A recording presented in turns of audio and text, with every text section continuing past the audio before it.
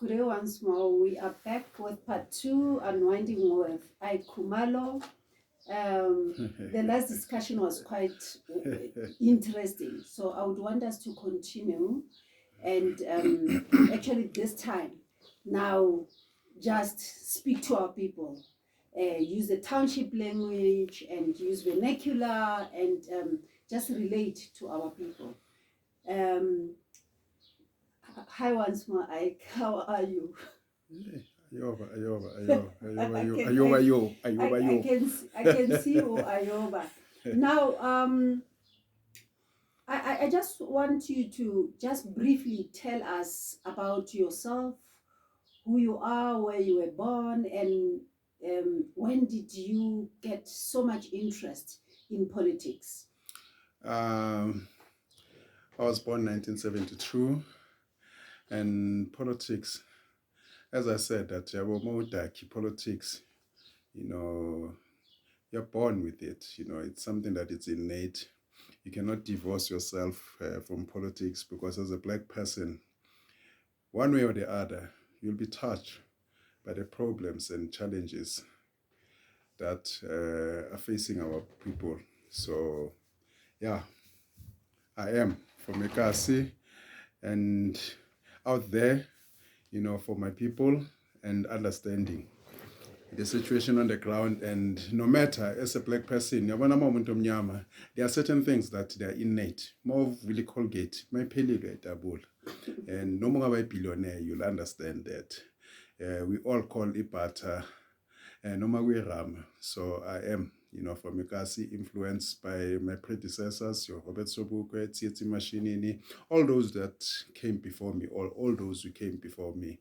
But before I continue, I also want to take note that one of my friends, of which she's touched me, Deborah Fraser, is no more, and of which I didn't expect that Deborah Fraser will leave us so soon. And she's one person that I hold dear to my heart. I've traveled with Deborah. Deborah has been instrumental in many, many, many issues and challenges that, we faced. And in the solution finding, in the arts, she's very instrumental. And I hold it dear because she didn't have to, she didn't have to participate, but she said, I will go down and try to solve the problems of the arts or problems facing the artists, struggling artists. And when you talk about artists, people should remember that artists are not just entertainers. They're supposed to reflect the status quo, caution us where they're supposed to, they are moral fiber. Praise where they're supposed to, critique constructively, like Imbongi back in the days. Imbongi was just not Imbongi, a praise singer, but reflected the status quo of the day. But unfortunately nowadays, you have artists who are praise singing, celebrating politicians, traitors, people who are killing our people. But artists must reflect the status quo, and give us the clear picture like we've had in the past. And arts, if you match the artist pound for pound with the politicians that are governing the country today, the arts, they've done, their job cum laude. If you take Bo Miriam Makeba, they sacrificed their careers during the cultural boycotts, sanctionings of these criminal government, Bo Letambulu, Bo Kefa Seminya, Bo Brenda Fassi, Chico, and pound for pound, they are unmatched, of which today they're not recognized. You don't even have, a DG coming from the arts, from the sports and culture, people who are in the forefront. I can ask a question, soldiers are supposed to fight soldiers. When was a time when MK fought the apartheid soldiers?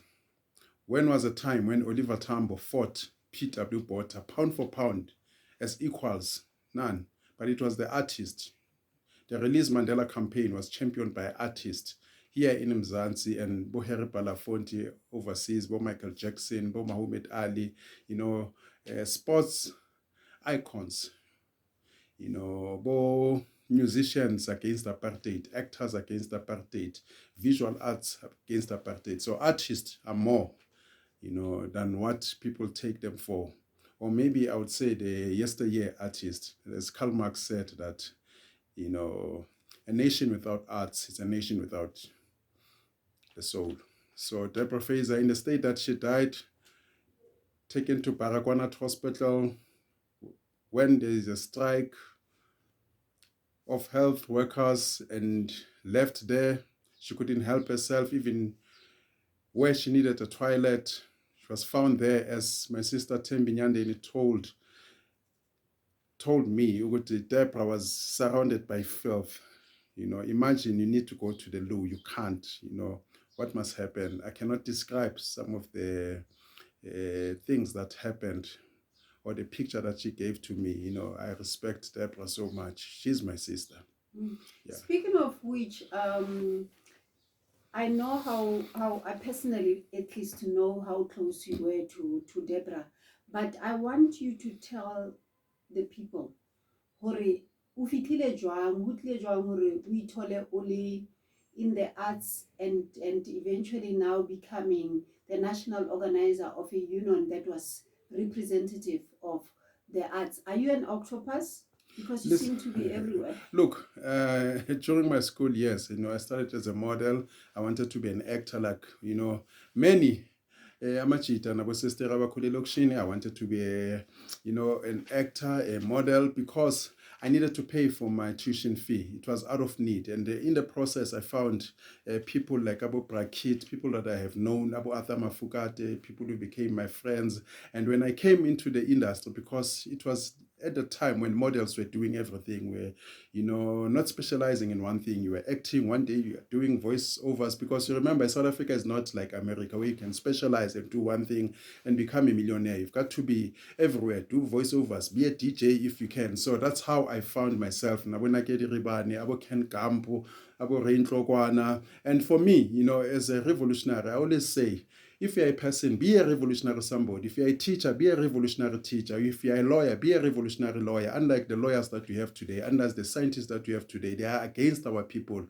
They are saying Bogorol, when, the status, or the powers that be are against our people. So I've asked, when I came into the industry, I said, Bafethu, there are so many inequalities. It was at that time, it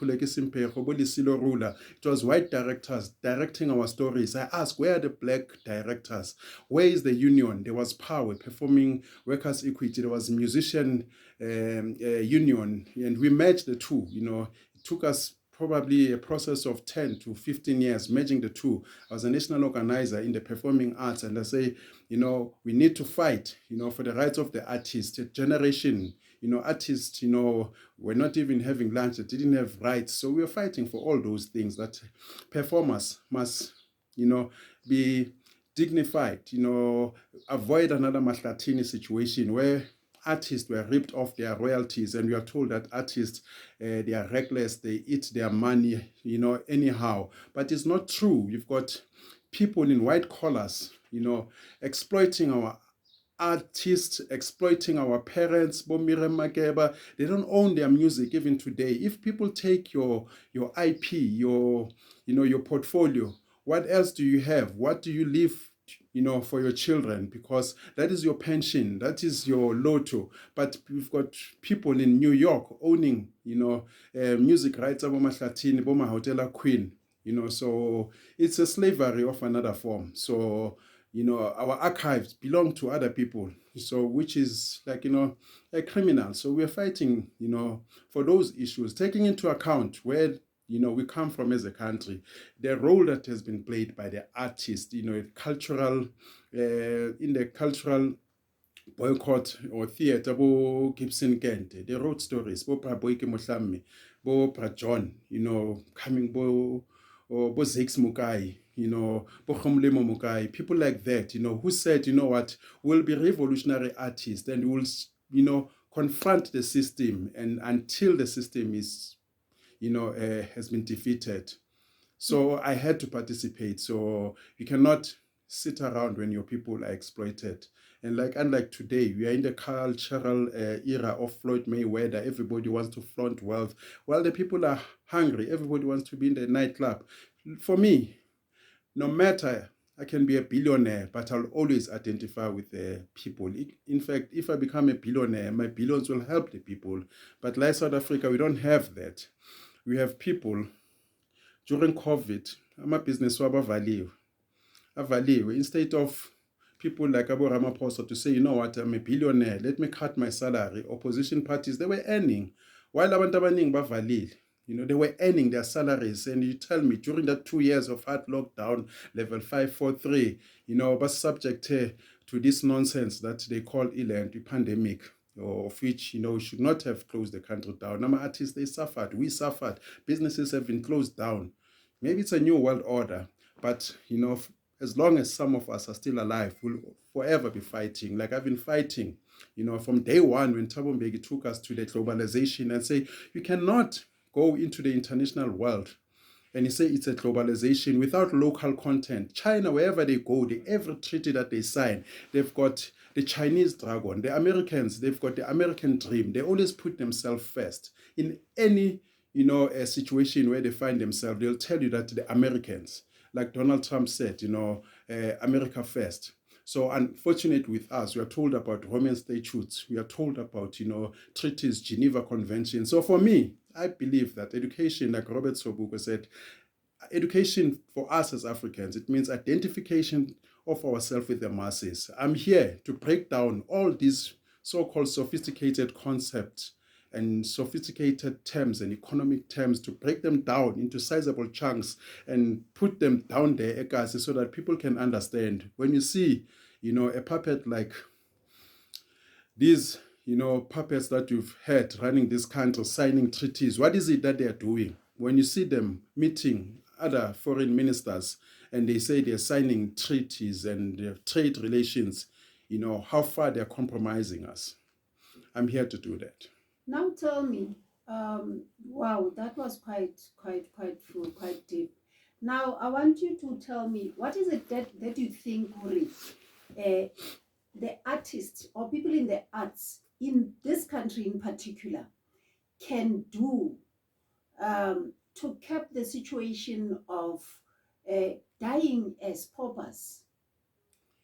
Look, the artists themselves, they should organize themselves, and as people, you should always, more want to participate in an industry, you should look around and say, what is it that is affecting me? And try to change, the course, try to rewrite history. You cannot leave things as they are.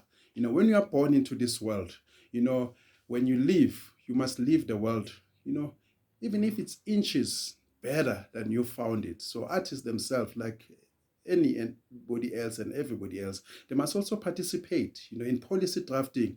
It's not enough to just sing, on a piano and you dance and that's it. You must know, what's, the business behind a piano, who's making the money, if you're on stage, you must know, who put up the stage, up to, where you are, up to the final product, know the value chain. And also government, must assist, because we are told, in this modern day that, leave government, stand on your own. But all these businesses, they do business with government. You go to first world countries, capitalists, they conquer other nations, they bombard so that they can open up room, for oil, exploitation in Iraq, in Iran, everywhere else, in Libya.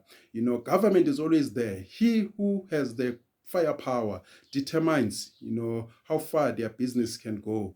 You check now, in South Africa, you're standing on top of gold, the Anglo-Americans of this world.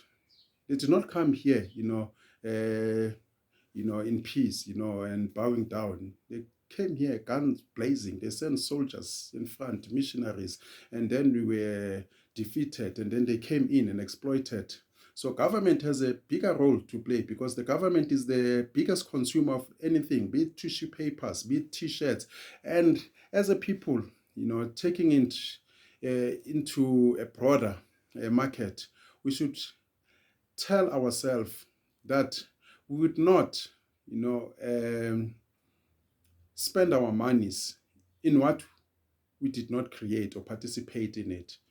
If we can tell ourselves, for an example, that, I would not wear an underwear that is not manufactured here or not empowering our people, we'll make so much money, empowering ourselves. There'll be no poverty. If our hospitals here in Gauteng or one province said we'll procure 80% of things that we need, be it gloves, be it overalls, boots, food, it will be local, food going to, you remember back in the days, Besnabo Mama, Abalanda, vegetables, Boma Venda, and all that. We can still do that today. But unfortunately, we are bogged down by these World Trade Organizations, of which nobody respects outside us. China don't respect that. Europe, they subsidize their farmers, but they tell you that no, you must leave your local manufacturers to their own. And hence, Bona, they've, subsidizing their companies. When you deal with China, you're dealing with the state.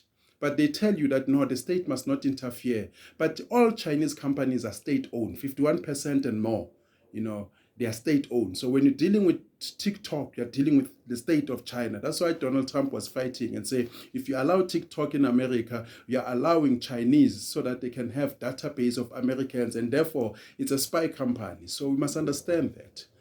Now, I'm actually quite excited that you touched on to people not priding themselves with the wealth of their country and the natural resources and so on. Steve Biko in his book I Write What I Like, he spoke so seriously about a defeated race. Do we think that we are a defeated race? Not yet, but we are on our way to being defeated if we continue, the way we are continuing. And look, it cannot be that as a South African, as an African, we are working to buy a motor car and a house, and that's it, Chile, and alcohol. It cannot be that we have politicians spending our monies in shebeens, and that's it, creating the culture of slave queens. It cannot be that an average South African is worried about alcohol and who's going to win the league, sports. Yes, we must play, but other nationalities, they don't play all the time. We must ask ourselves here, Indians in South Africa, they own the means of production. They are into judiciary. They have spread themselves all over, into food manufacturing. They are there, industrial sector. They are there, Jewish people, everybody else, including Nigerians, foreigners, Cyprus mafia. People have subdivided themselves here in South Africa, and they are owning, small corners. You go even, in the criminal world, that there are Pakistanis who are bred mafias. There are Cyprus mafias who are dealing with alcohol, and night clubbing. There are Nigerians dealing with human trafficking, dealing with prostitution. There are those who are doing money laundering, Jewish mafias, Israeli mafias. In the underworld, I'm trying to show you that people, they subdivide themselves and they group themselves. So us as Africans, we don't understand that you must act in groups. Yes, I'm an individual, but I'm here because of people before me. Steve Biko, Tsetse Mashinini, and they were there, Lebona, because of people who came before them, like Robert Sobukwe, Bo Du Bois, Bo Booker T, Bo Marcus Garvey. You go back, John Henry Clark, Ivan Setma, people who've liberated us, in so many fields. We are who we are because of our past. So I cannot divorce myself from all those people. I cannot say a child is successful but the parents are poor, or vice versa. So we are a continuous, nation. So as South Africans, we should worry, about the value chain. You should not worry about, buying Ferraris and stealing monies and buying Lamborghinis. And we are making, people rich in Europe, buying these cars. Should worry about why are we not producing our own. During the apartheid era, we had a car here in South Africa. I think it was Ranger. We were successful. We should, add on that, even though it was for a few minority, but we're supposed to take the blueprint and spread it across. There are people like Elon Musk. Do you think it will be suicide if President Ramaphosa called Elon Musk and say, Elon Musk, please, can you produce a car that will be driving a national car? As much as the Germans that are driving a Mercedes-Benz, their chancellor drives a Mercedes-Benz, and say, let us have Tesla as a South African car that all government officials will drive, and will have a plant in Kimberley, and then will produce Tesla and the batteries, everything. How much work and jobs that we can create. There's so many things that need to be done in this country. I've said there's so many things that the economy should run on a 24-hour basis, to counter what the Chinese are doing. Money must never sleep. People must sleep, must change shifts. Germany killed unemployment. Germany is the only country that destroyed unemployment. There was no unemployment during the era of Hitler. There were 3 shift cycles. When you sleep, somebody else wakes up. Because remember, when you're sleeping in South Africa, other countries are not sleeping. So we can trade with them, sell them. If we produce surplus products, we dump them the same way as Chinese are dumping their products in other countries. And then, we can compete, and if the economy is running on a 24-hour basis, imagine if I get a puncher now, somebody comes and fix it. It means money is not sleeping. If I'm sleeping, I can service my car at 12 in the evening. I say, BMW, take this car. At 6 in the morning, they bring the car. I continue, like in a conveyor belt. I don't stop.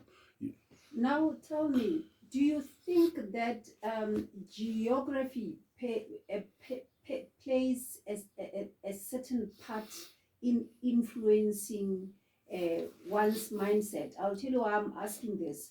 Can the people of Soweto better listen to their mayor or their leader who is staying in Sentin? Look, I will say this. We are one people. We are one people. I don't believe that, we should create amongst ourselves as South Africans. But, unfortunately so, language it also, contribute when you talk economics. If you understand people's language, you've got a head start. And if you take me to Polokwane and I want to trade there, I must learn their ways, and it's a question of a turnaround. If you take a local person who can understand, maybe I go to Tsakano to do, I take a local person. That person already knows the dynamics. I don't have to teach that person. He knows how to maneuver. He knows the needs of the people. If I take somebody from Polokwane, he knows that street 123, there's no electricity. They've not been having electricity since 1980. He knows how to prioritize. So it is important, to localize certain things, get people who've got an understanding of the areas, people. It's nice, when you take a local guy, people, whether that person was a thug or not, you rehabilitate that person. He knows the people around, he greets them, they understand.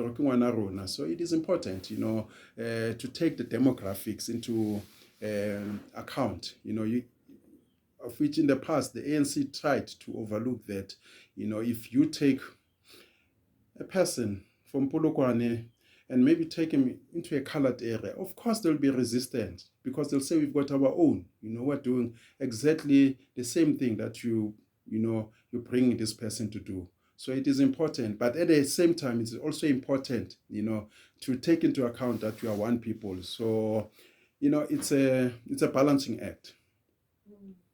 Oh, now I've been listening to you speaking about South Africans. I need to know, in this term that you use, South African, are you talking about across the color line? Or are you talking about a certain race?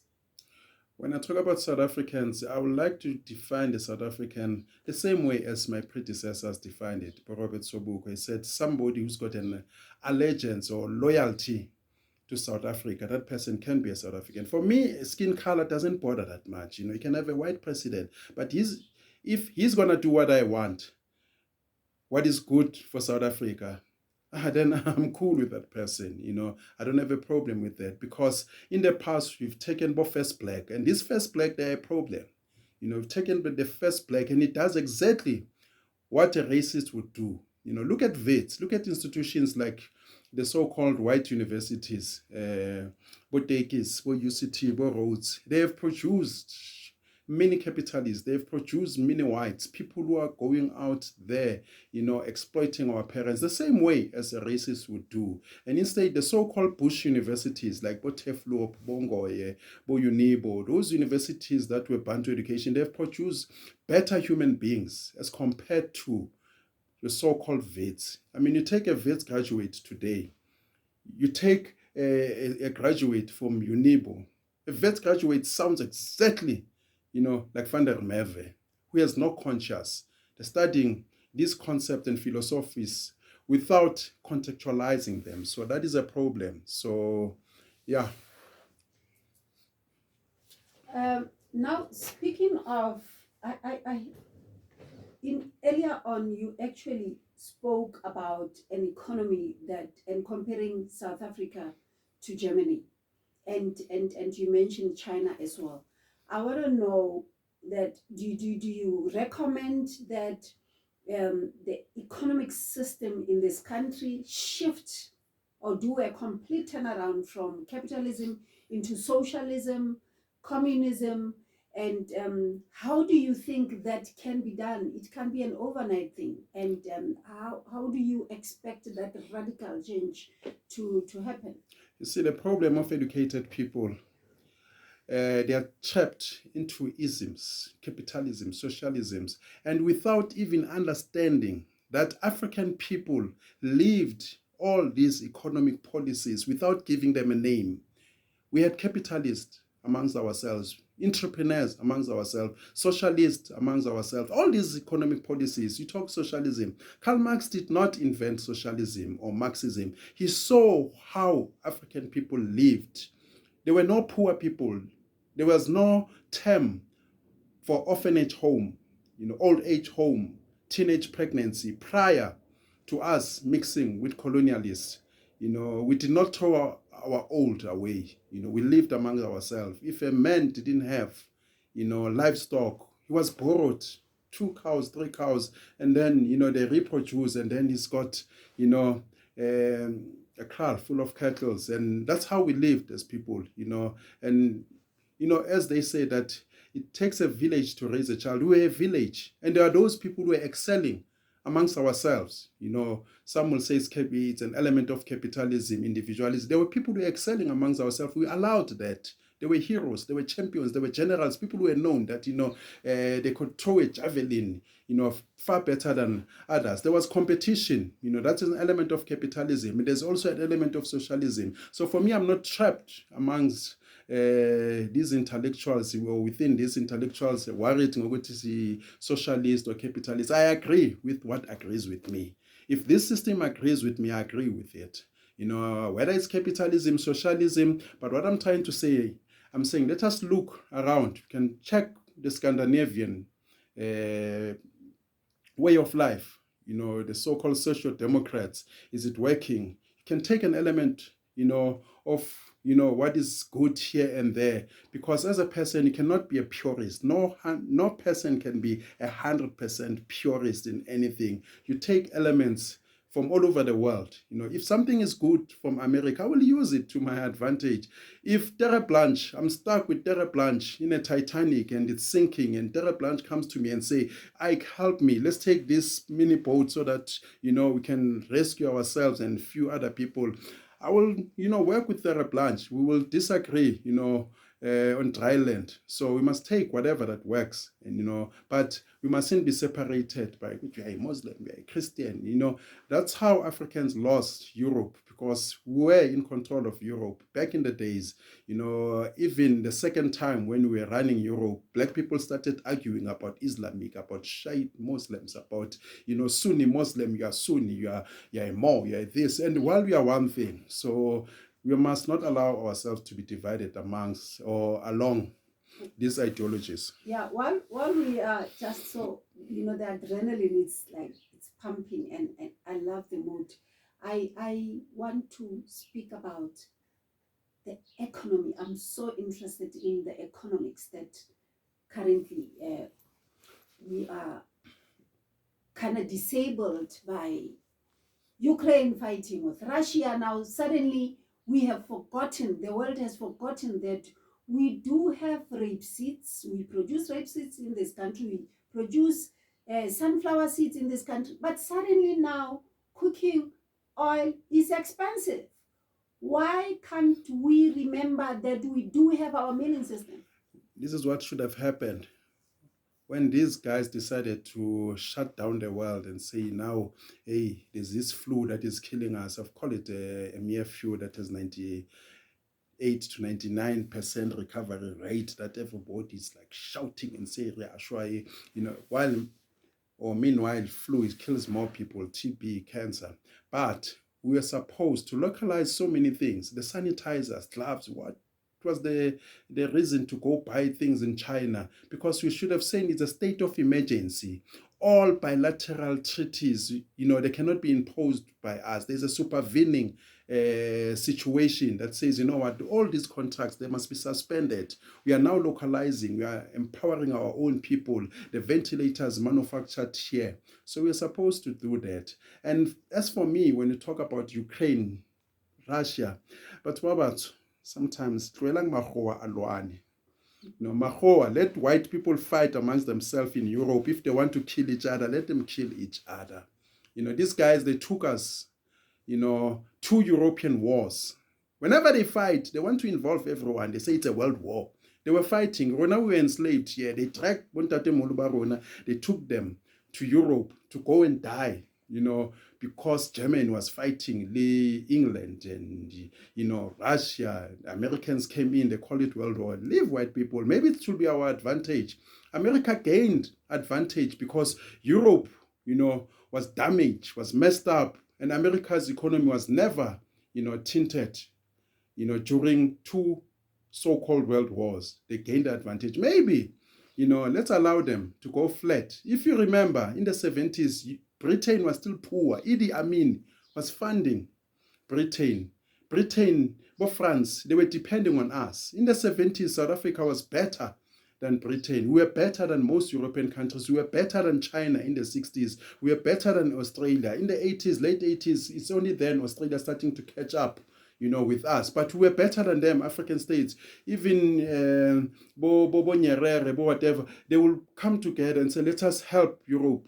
Many of them, they fled for Spain and because they were hungry and all those things that were happening over there in Europe. It's like it happens in the Dark Ages, when, they colonized the world in Voyager trips, because they did not have enough. For now, let's leave white people to fight if they want to fight, because if we assist, we take a side, either side, they're going to converge at some point, they make peace, they come for us.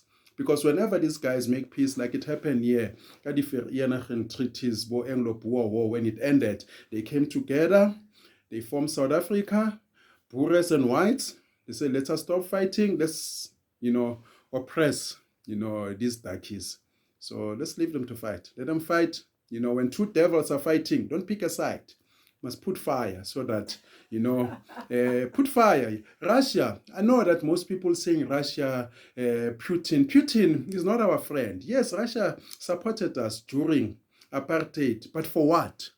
Look at Mozambique, look at Angola. After Russia helped to liberate Angola, helped to liberate Mozambique, people of Mozambique in that so-called socialist pact, they had to wait for Russia to come take their fish, to come eat first, and then they're given their share. They are also capitalists. As an African, you should not prefer oppressor from the West or East. We must prefer self-determination. We must govern ourselves. It's only in Angola where they were destabilized because America did not want to let go of Angola. So they kept on funding people like Bosavimbi against Dos Santos. But wherever Russia won, in Cuba, they took sugar. Everything had to go to Russia first, and then Fidel Castro was given a share. That's why in Cuba today, the cars are still 1950-something cars. Cubans are not supposed to leave Cuba. But North Korea, there's communism. But North Korea, where citizens are not supposed to leave. Russia is like that. He's not our savior. Putin himself is a capitalist, he's an oligarch. He's got monies all over. He is no better than Bo Zelensky is not better than Bo Biden. He's a capitalist fighting amongst themselves. Let them fight. May I choose Africans. Speaking of liberation, now you mentioned Mozambique, you mentioned a few African countries. Do you think this country, this nameless country that you and I originate It's very from, funny when people talk about nameless. Yeah, but continue. Yes, I want to know, do you think that this country is liberated? The people of this country have been liberated? Black people in particular have been liberated? We were never liberated from day one. Some of us saw this thing 1990 because we understood that the negotiations did not come because Mandela said, I will negotiate. It was the Cold War coming to an end. Mikhail Gorbachev and Ronald Reagan, they met. Russia or the Soviet Union, they came up with the reforms called the Perestroika and Glasnost. And Mikhail Gorbachev was realizing that Russia is going bankrupt. The Americans, they are winning the war. The youth of the Soviet countries, or those, who belong to the Warsaw Pact, they were looking at America, envying the gene culture, the McDonald's, the Coca-Cola, the Elvis Presley, the Michael Jackson. They say, we want to go to the West, and America was bombarding them with propaganda, Rambo, made in the USA, YMCA, all those things, and they were losing the war morally, and they were bankrupt because if you can go deeper, sometimes you'll find that the very same Russians were funded by the same banksters, Trotsky. People talk about Leninism without knowing that these are Zionists. Lenin, a Zionist. Trotsky, a Zionist, the Bolshevik, were funded by the same bankers. Trotsky come from America, given monies to go stage a revolution because the Rothschilds of this world, they wanted to put a private bank, a private reserve bank in Russia, as they are doing now, where they are printing money for every country. Countries that resisted, they are liquidated. Libya was one of them. North Korea, I'm not sure whether they still print their own money. They've got a private national reserve bank. So less than 5 countries, I think Sudan has been conquered. Cuba is still one country that has a reserve bank that is not privatized. Ours here, we know people are talking about, shareholders in our reserve banks. But you might find, when you look like here, the same criminals funding the war on both sides, like they did during the World War, like they're doing now. All these political parties, they speak with one voice.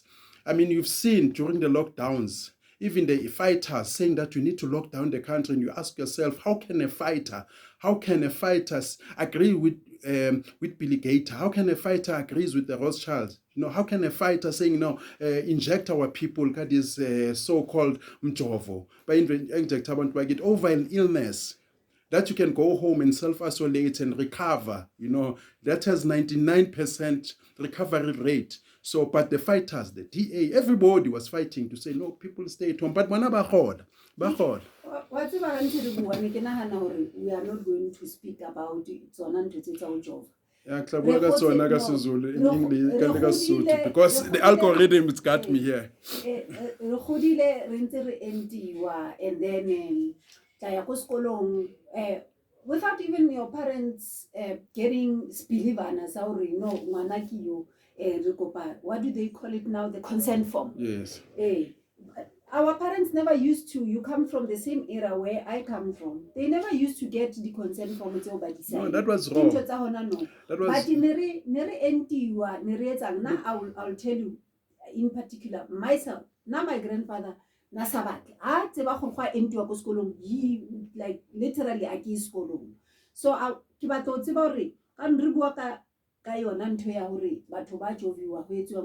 like hona no una Constitution ya rona ya South Africa, in particular your section 12C, does it speak in volumes for us, or we are just a nation that is quite ignorant? You know what, we've got a right to privacy, and if you check the Health Act, it says that akumelanga umuntu abe subjected to an experiment, of which now they want to change that. They're taking all these regulations into a bill so that they can make an act. And nobody's challenging that. We've got doctors, we've got lawyers. Nobody's challenging So that. we are actually We are waiting. We are waiting for AfroForum to fight on our behalf. And they're going to fight, in a way that favors them. The narrative will favor them. Well, now we are hoping that, someone will come somewhere.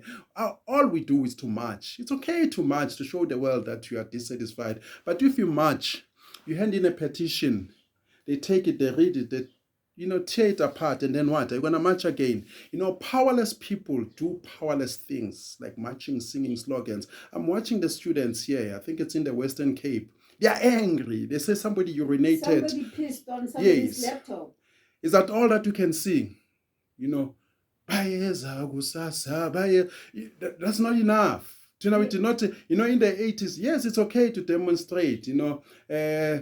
Sometimes the perpetrator must be punished. Unfortunately, we live, in this world where we are told that, forgiveness is good and good. When the person has raped you, the rape survivor need to breathe in and out and say, forgiveness is good for you. Forgiveness. It has to be like this.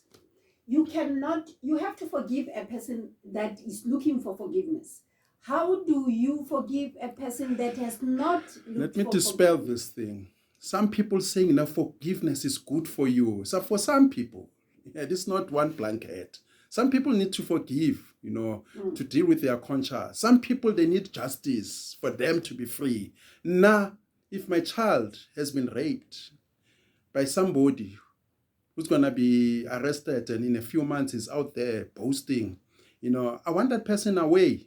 Sometimes it's okay to do away and kill the perpetrator. Sometimes it's okay. The Western masters, they do the same. In Nuremberg trial, they do the same.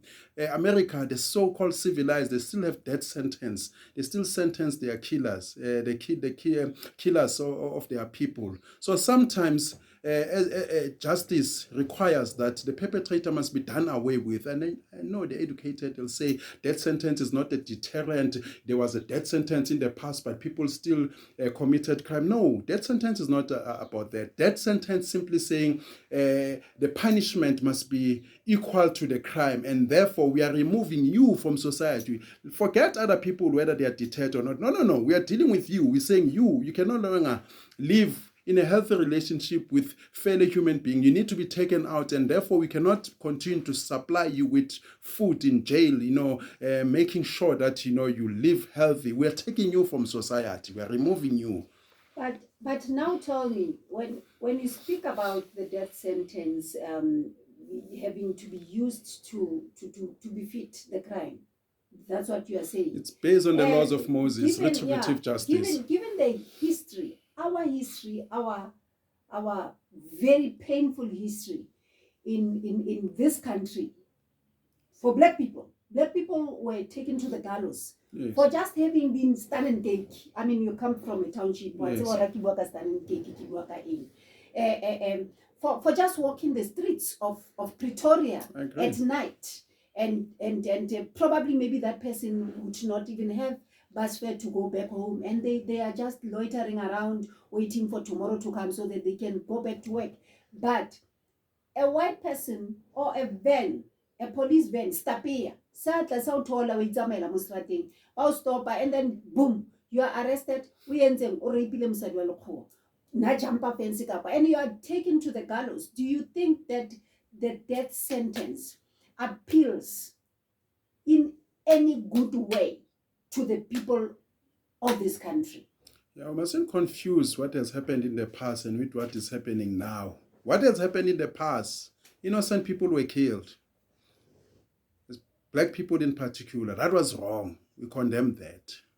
But there's a person, there's a Nigerian old man of 49 years old, kidnapping somebody's child who's 12. It has happened. Subjecting a fellow child, into the world of drugs, prostitution. This child was sleeping with 14 old men. Even those guys who are buying that child, I don't know what they're understanding, because I see my child. What must happen to that person? I don't know a nation, that spared traitors. When in the 80s, we dealt with traitors. People who became mayors, we told them that you cannot be a mayor when we are fighting. You cannot be a gangster and kill our own. If wawutswa wakenza spin ejozi mfethu nathi besiyaspire sithi yospin ejozi siyophathula ejozi iphathi iqale ngathi iphathi iqale ngathi yabo mathi siyaphathula so but besiphathula ingam la besingaphathuli abantu abastruggle njengathi. But what I'm trying to say, amongst us there will be those who are taking us centuries back and right-handed 100% evidence. Here's the person, here's the culprit. There's no manga business. It's not a mistaken identity. This person cannot be rehabilitated because you must understand that pedophilia is something, in most cases, you cannot rehabilitate someone with pedophilia. They tell you themselves that I cannot help myself. I cannot help myself. If there are children around me, I will do it again. So sometimes it is good to punish our killers. An eye for an eye is a good religion. Biblical God killed enemies. He told Moses, kill them all. Kill the babies. Leave those for yourselves. Imagine, that's a biblical God. But here in South Africa, we are told that, you need to forgive the rapists. It's good for you. It's good. No, what about what I feel? The perpetrator himself, the perpetrator can kill and come tomorrow and say, I've changed. I'm a changed man. What about the people that you've killed? They have no luxury to change. When you can change and go to school, in jail, you come back as a doctor. What about the people that you've killed? And we have a justice system where you kill someone, you kill a person who was a breadwinner, and then nothing happens to you. You should be working in jail, supporting the families of those people that you've disturbed, the people that you took their breadwinners. It should be like that. It cannot be that you go to jail and say, I'm done. I've paid my dues to society. Currently there's talk and people, so many advocacy groups that are lobbying for a sexual predators register to be made available in this country, so that then you rape, your name goes down there. You fondle me, your name goes down there. Do you think that would be punishment enough? No, it's not enough. Come with a person can easily just go get a new ID. It's not enough, but it's a good start. It's not enough, but it's a good start. Yeah. When I was young, when you went to jail for murder or rape and all that, when you came out, you were ostracized. It will take you a minimum of 6 months or 2 years. You'll be wandering around alone. Nobody wanted to touch you. Nobody wanted to come closer to you, because society, put you there and you understood that you've done wrong. You had to prove that you are worthy to be part of this society. Unlike now, people are celebrated because they were hardcore criminals. They kill people and we are told that they have changed. Oh, we clap hands. They are on TV shows and they become actors, So, and we all must clap hands. So for me, the registrar is good. All they have to do is to make sure that, it's tight. People don't just escape, through the needle. It must make sure that it's tight. When your name is there, it is there. But in some cases, unfortunately, in this country, that sentence can never come back. I hear most people saying that they need to test it through a referendum. A referendum, it will not work. Even if you can do a referendum is not law. It's just to show that, we want this, but it's not law. There's no way in law or constitution that says once 80% of the people say we want death sentence back, it will come back. And like lawyers, they will tell you about Mankwanyane case. The Constitutional Court has already decided that sentence will never come back. Even if Parliament can say we are bringing it back, the Constitutional Court will strike it down. There are certain things that you cannot change in this Constitution, even though the Constitution say you can change. You can amend sections. You can use section 7, I think 7.5 and 7.4 to change certain sections. You can amend section 1, but you cannot in practice, because for every legislation, law that must be passed, and the Constitutional Court will look at it and say, no, this is unconstitutional, go and change. They'll order Parliament. So we are in a constitutional democracy. Like, for an example, section 1, it includes both one man, one vote. That we cannot change. There are certain things that were agreed upon in CODESA, 24 principles that say, upon this, This shall not change. Property rights, part of that. Land, so many things. There's so many things that were hidden. But Pretoria minutes talks about talks, Groteskir minutes. People don't remember. Some of us have got memory, like Pradon said. Memory is the weapon. But Groteskir minutes, ANC met the National Party. Then they came to Pretoria minutes. They came to talk about talks long before negotiations. Then they went to Codesa. But those are classified. That's classified information. You have to declassify it for the public to yes to acclimatize with it and really understand it. There's one thing that you can do. You can read to understand and read just to know, yes for the sake of and not implementing whatever that was provided to you. So basically, you are saying Mabunyiwe, like you rape my child, and you know what? I'm not gonna let you go. I'll tell you, most people saying, how can you say this as a lawyer? On this one, I'm with Ditete. Is it the Philippines president? He's a lawyer. He has killed many drug dealers, including those who use.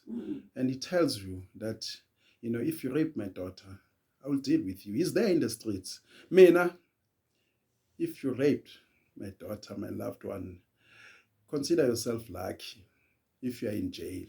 And even if you come back from jail, as long as I still have power in me, I will deal with you the same way as a responsible man should deal with a violator. I will deal with you. So Khantentle, you are saying to me, when don't touch, can't touch, can't. Look, there are certain things. Maybe if I discover Jesus when you come out of jail, or you meet me, you find that I've met Jesus, maybe. But for me, in principle, I've got choices. It depends, which wolf you feed. I can be a bad guy. I can be a good guy. You choose. People choose. And then after their choices, they come and say, I'm sorry. It's fine. You're sorry. I forgive you. But I still have to punish you. I still have to punish you. Let us just, I just want to be personal with you. Will you allow me to be personal? It can be as personal. Okay, as fine. you can. Yeah, fine. You said it's okay. township Anything so that but goes. the profession how will you be able to defend a person, for instance, Othanali Kalnias? Kalnias. I don't know what Kalnias has done. I don't know.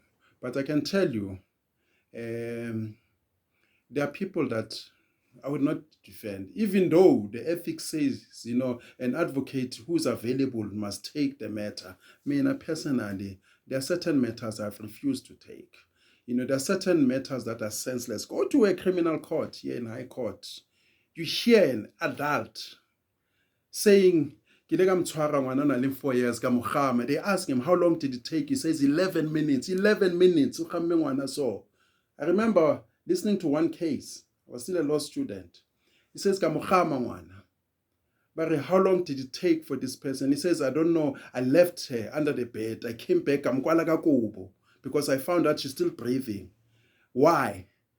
Ne ke batla ho utlwisa mme wa hae bohloko because mme wa hae o ile nkutlwisa bohloko. The man, I don't care whether the woman cheated or not. Well, then why do you kill a stepdaughter? A stepdaughter who trusts you, no, that person. Do you think that we are a broken and bitter society because of history, both politically and socially? Do you think that we are that type of society? I'm speaking about people of this country. When I speak of people of this country, I'm talking about Black people because I'm speaking from a point of being Black as well, staying in a township, doing everything in a township.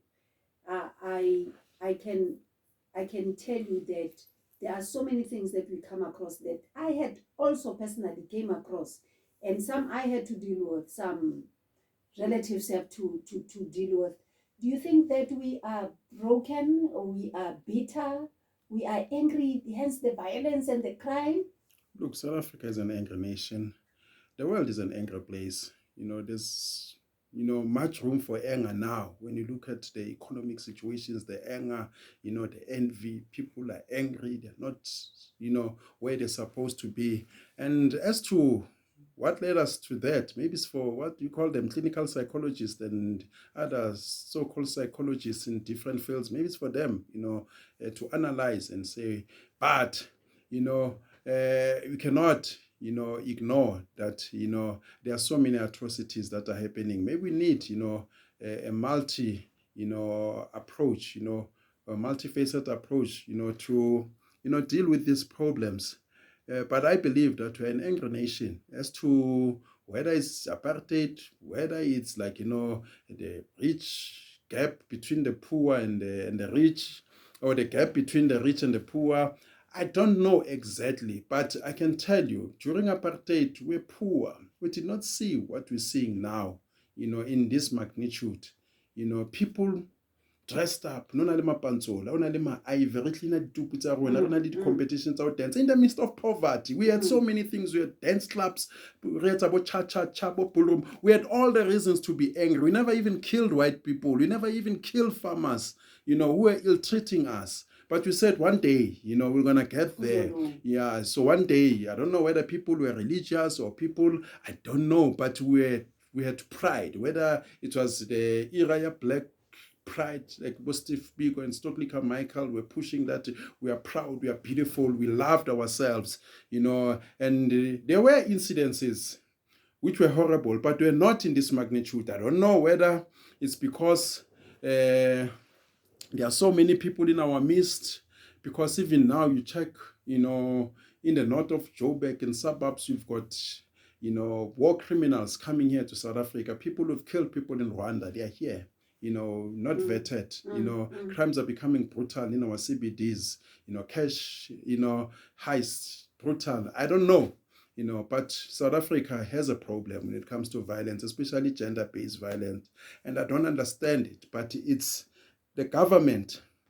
It's a big stakeholder must deal with that violence, because they're in a better position to analyze and say, what causes that? They've got statistics. They know, they sit in a better position, unlike me. And it's this culture that they've introduced, the Floyd Mayweather culture of Scottanis, where children, all of a sudden, they also mimic the politicians. They've introduced tenders. All of a sudden, one person gets a tender of 500 million. We are told that he's creating slave queens here and there. Nobody wants to work for something. Everybody wants to take. And those who've got something, they want to defend their things. Tena we call another thing ukuthi siyazama mfethu mawubona umntwana uyamshela yabona ukuthi esanomntana muhle ngifuna ukumwina kumele ngimenzele into ezinathi athi ngithenga iTropica ngithenga amasimba chips sihlale la. It was not like a take and take, and this, do you know who I am? I'm driving a Ferrari. You can't say no to me, therefore I must violate you because do you know who I am? Like we see in these government offices where all these guys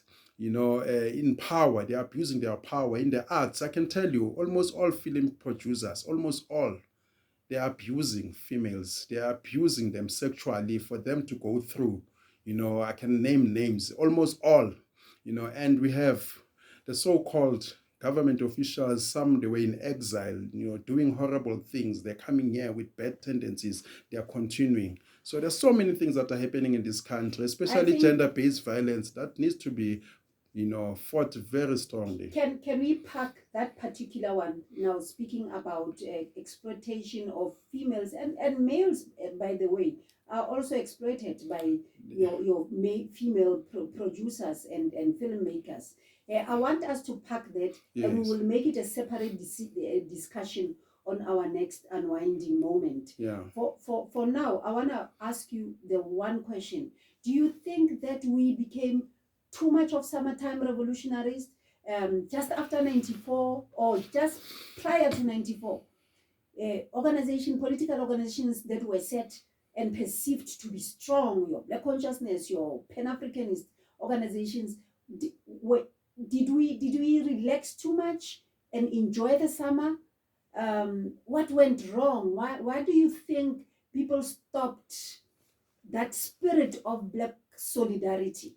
Look, after the Berlin Wall fell, everybody was caught up in that spirit, the whole world, actually.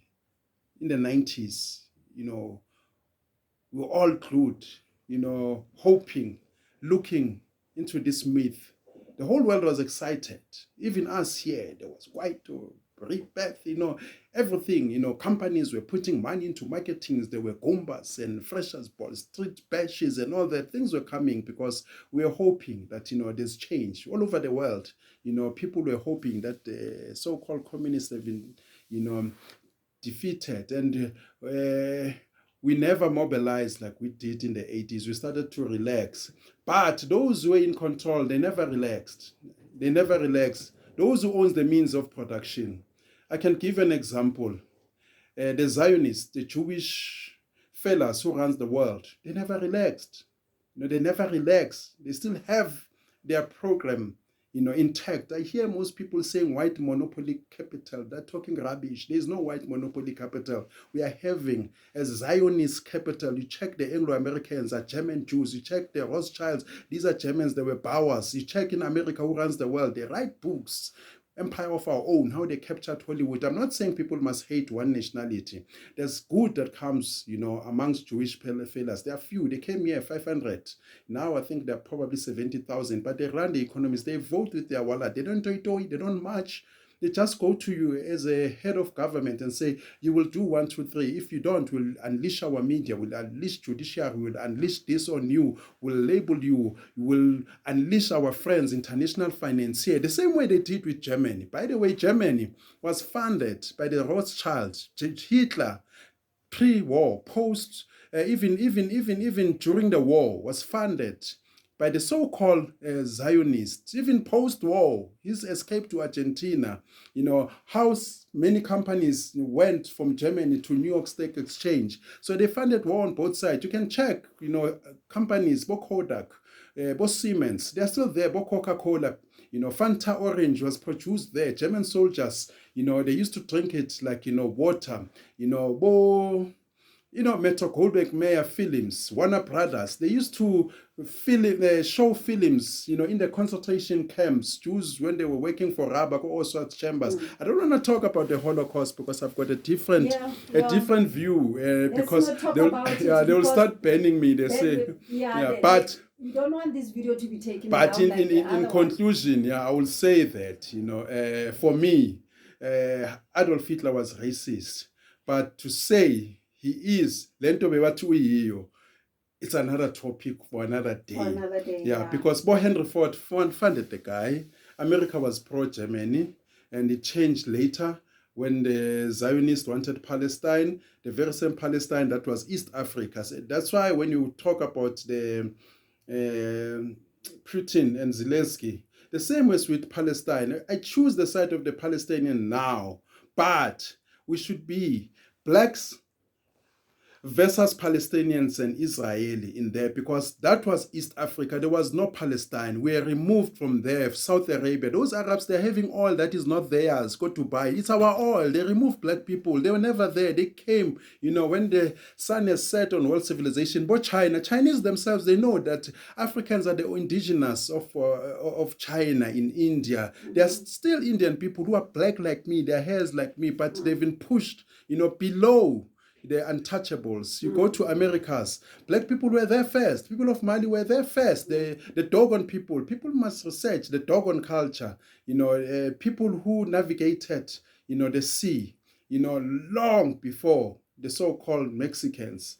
Mexicans, the same as with Italians. If you tell them that they are black, they've got black genes because they mix with Chinese with us. They know that. They hate it. In Spain, that's why they do monkey signs at Samuel Alto, because they are embarrassed. They try to eradicate anything black amongst themselves, but their hair is still black. They've got curves. They've got our body. I just want to wrap this up quickly because it's going to take like more time. Other people here. Whatever data. Yes. Data and all that. But I want us to speak about Indians who look like you and I. And I would want us to go quickly to KZN. Yes. Unfortunately, I have to take you to KZN because now, with the recent natural disaster of the floods, I grew up in this country. I was born in this country and raised in this country. I've done everything of mine here in this country. And as far back as 1980, 80, 81, 82, I remember how when they used to be postal stamps, Yeah. or that way, you would buy that stamp. I think it was about 30 cents or something, in support of KZN and the floods. And most of the time, it is actually Black people that are facing such challenges of their houses being swept away. And unfortunately, I stand here, I haven't seen even on television where a white person was running around naked like I did see Black people running around naked, their houses having been swept away, and their furniture and their clothes. A person just managed to go out as they can and run as fast as they can. Our people in KZN, just as they were trying to get over the fact that they were butchered Yeah. in Numbers in Phoenix. yes, in Phoenix, in numbers. And the media will tell you about, we will tell you about at least 300 people that we've counted. But we all know that those numbers are just like put there to satisfy somebody. There is more of our people that are still unaccounted for. So now the relationship between us and the Asian people. When I speak of Asian, I'm speaking about specifically the ones that were killing our people in Phoenix. I want you to tell me, what do you think? Why do you think nobody's talking about it? Whoever speaks about it, they speak about it behind closed doors where nobody's listening, or just a few people are listening. But the government is, their silence is so deafening, Let me tell you this. especially the minister of police. And why is it that with such a disaster of people having their houses swept away and everything that belonged to them swept away by the heavy floods, do you think that we don't see the same act that we saw, or the same euphoria that we saw when Neisner was on fire, and we saw insurance companies standing up? We saw big companies like, you name them. I might not be able to remember them. Why do you think that they are suddenly just quiet? Because now it's Black people. Yeah, it is sad, to be Black in this world. In the last 700 years, it is sad to be Black because very few people gonna speak for Black people. Even the Zulu king praised the Phoenix murderers. Even Gachabuteles said amandiyenze kahle, meaning those who've killed our people. Even Ramaphosa and one minister, they said, we like to thank them. Nobody came out in defense of our people. Nobody. It is sad, what has happened. And I still feel that as Africans, we need to come out, and defend our people. Not all Indians, of course, but Phoenix needs to be condemned. People cannot be killed because they are Black. And when you go to KZN, we're still dealing with the legacy of our past, where we are, removed from all these fertile lands, or we were removed, from these fertile lands for a reason, so that when, floods such as this happen, we found ourselves in a disadvantaged situation. But for me, Phoenix, it should not be repeated. Somebody needs to account on what has happened. Go Phoenix. It is criminal what has happened there. And I like the Indian population, because they say we're defending our properties as Indians, even though it was beyond properties. But they say it as Indians. But nobody can say as Black people, we are being tortured, we are being killed. It's hunky-dory. We are so hungry for Rainbow Nation. That is sad. It was a wonderful discussion that we have. We'll always have another part coming as we wrap this up. Uh, are you able to work still, or are you still blacklisted? No, I'll be blacklisted, not formally, but people always say, hey, this guy is trouble. Hey, this guy, they won't say it, formally, but I know that most of the people, they shy away from me. They run away from me. They say, Ike is a dangerous man. It's controversial. But, it's okay. I was not made by few individuals. God is great. One day, when I leave this earth, I will meet God. It's going to be a judgment day. When God is doing his judgment, I'll also be judging on the other side. I'll be asking God his whereabouts, if he's a he, where was God when this happened? They're going to say it's a judgment. Yes, it is a judgment. I'm also, opening my book, and say, where were you? You need to account. Yeah, I want to put God on the stand. God must answer my questions, and failure to do so, I demand to be God myself. Thank you. It was such a wonderful discussion. I hope that we have the next one happy. I can say and having this discussion, speaking to our people. Thank you so much. Cool. Okay then.